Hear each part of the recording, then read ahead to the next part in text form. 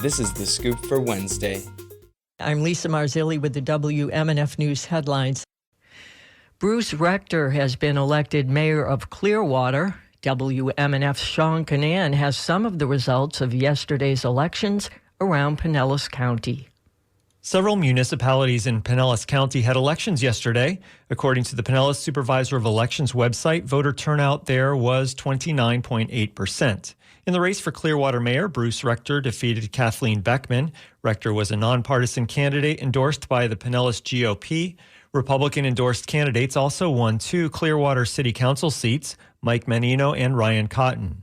A Republican-backed charter amendment to change Clearwater's city election dates passed. The Tampa Bay Times reports that Republican Party of Florida Chair Evan Power called it a clean sweep.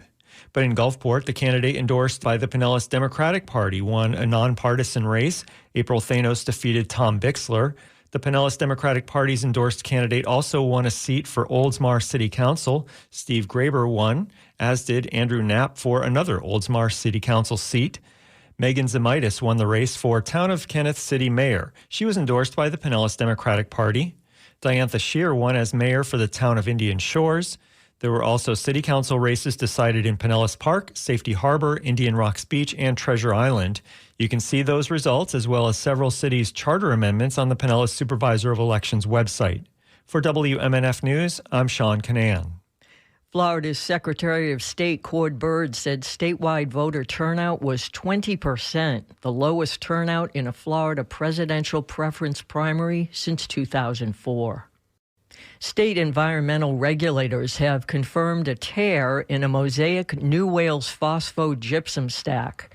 The Tampa Bay Times reports the mining company warned regulators back in October that they suspected a tear in the liner beneath a pile of the company's radioactive phosphate waste at its plant in Mulberry and said they would investigate. This is the latest incident at Mosaic's Polk County plant. In 2016, a sinkhole stretching 152 feet opened beneath the New Wales gyp stack, resulting in some 215 million gallons of contaminated water draining into the aquifer below. It's estimated over 580,000 Floridians are living with Alzheimer's disease. WMNF's Chris Young reports that one study could lead to a simpler way to detect the disease. The study, called BioHermes, shows how new Alzheimer's detecting blood tests perform across a broad range of races and ethnicities for the first time. Currently, scans or spinal taps to check for Alzheimer's indicators are out of reach for most. Dr. Susan Steen of Axiom Brain Health oversaw the study in Tampa. It costs thousands of dollars, somewhere between $5,000 and $8,000, maybe sometimes more in certain communities. So it's undoable for a lot of people. However, the findings of this study could show a future for quicker and more cost-effective detection.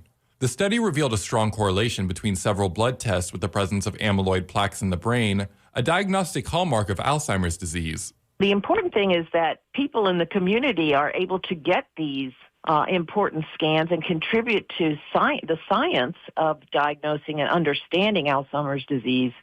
And also, if they wish, they can get the results. The study prioritized the inclusion of traditionally underrepresented populations.